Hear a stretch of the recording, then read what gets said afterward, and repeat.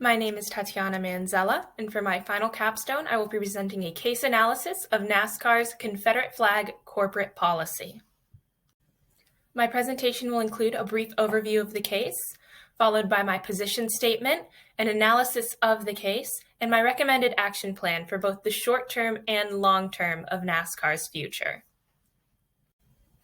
Beginning with a brief overview, while stock car racing was popular as early as the 19th century, it existed mostly as a scattered and informal series of races. It wasn't until the establishment of NASCAR in 1947 by William Big Bill France that stock car racing became a more formalized sport.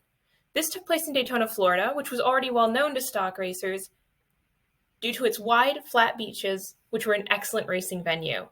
This is still true today, as Daytona remains home to the Daytona 500, which is one of the most widely viewed sporting events annually, with an average of 12 million viewers. NASCAR as an organization boasts around 65 million fans in the United States alone, and is the second most broadcasted professional sport. However, due to their majority white following, historically Southern ties, and continued tolerance to the Confederate flag at races and venues, their policies have recently come under intense scrutiny.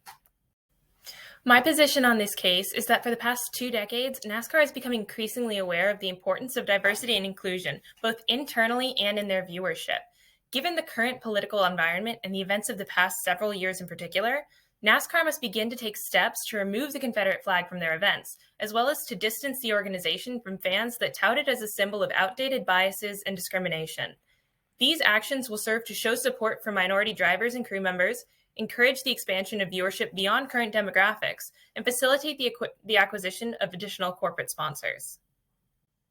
The first criteria I'll cover is the opportunity this presents to support minority drivers, crews, and owners within the organization. While not typically considered a diverse organization, NASCAR has increasingly taken steps to actively encourage diversity in both their drivers and crews. This began in 2001 when they donated $250,000 to the Citizenship Education Fund. This money was meant to help overcome the financial obstacles that can prevent those interested in the sport from participating. This trend continued in 2004 with the establishment of their Drive for Diversity campaign, which supports talented young drivers as they begin their careers. In 2012, they took an even larger step towards diversity by canceling a pre-race parade lap meant to take place at the Phoenix International Raceway. The car, a pop culture icon from the show Dukes of Hazzard, had a Confederate flag painted on its roof. These actions proved that NASCAR is willing to show support for individuals within the organization, but continuing to allow the flag at races undermines this message. Given these circumstances, the next logical step for NASCAR is to completely ban the display of the Confederate flag at venues. In fact, in 2006, Mike Helton, NASCAR president at the time, stated, "We believe strongly that the old southeastern redneck heritage we had is no longer in existence," though after angry response from fans, he backtracked and claimed that keeping the roots of the organization intact was very important. My second point is the potential to expand the viewership and the fan base. NASCAR is one of the most widely broadcasted professional sports in America, and thus relies heavily on both fans that attend events in person and those that watch it broadcasted on television. However, viewing numbers have dropped in the recent years, from an average of 5 million viewers of the NASCAR Series Cup in 2014 to just under 3 million in 2019. This decrease in viewers is a problem, but the previous numbers show the potential reach of the sport. There are massive portions of the population remaining out of reach.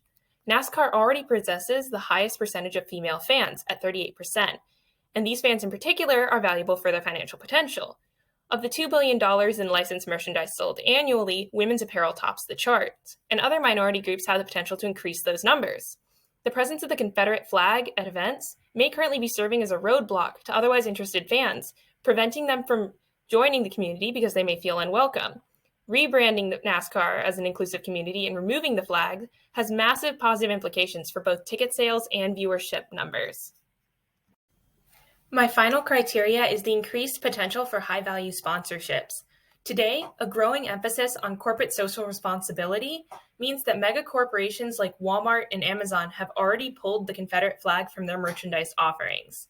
Customers have increasingly begun to evaluate the messages these companies send as a method and factor in their purchasing decisions.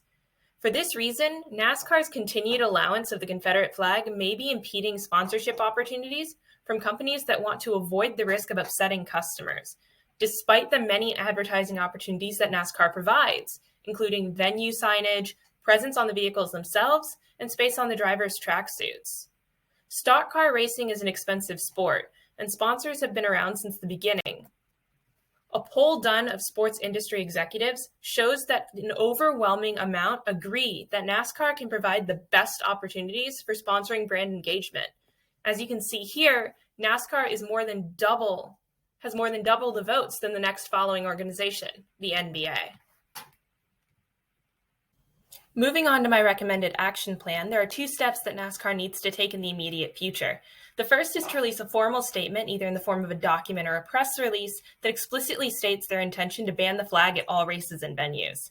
This statement should clearly state that the intent behind this decision is to show support for minority members of both the organization and its audience, and should also emphasize NASCAR's continued commitment to family values and patriotism. Fans should be specifically reminded that displaying the American flag is always a welcome way to demonstrate commitment to this philosophy. The next step should be a complete evaluation of current merchandise and business partners. As I previously mentioned, involvement with parties that still display the flag may undermine NASCAR's own commitment to their new message, so any contracts with corporations that are still affiliated with the flag should be terminated immediately in order to ensure a lack of confusion. In the long term, it is essential that NASCAR enforces a zero-tolerance policy regarding displays of the Confederate flag, including reproductions such as worn garments and other memorabilia. These guidelines should be strictly enforced at all venues, and fans should be made aware that violations may result in removal from the premises or even a permanent ban. Employees should receive training on what to expect in case a fan pushes back, and receive wholehearted support from corporate. NASCAR should also begin planning and releasing a value-focused social media campaign aimed at younger fans. This campaign should be used to spread awareness of NASCAR's new policies, encourage interest in motorsports overall, and inform young fans of the opportunities to be found within the organization. The implementation of these measures will increase fan engagement, boost viewership, diversify NASCAR both internally and externally, and help secure the future of the sport for fans and athletes alike. All additional research can be found at the following sources. Thank you for your time.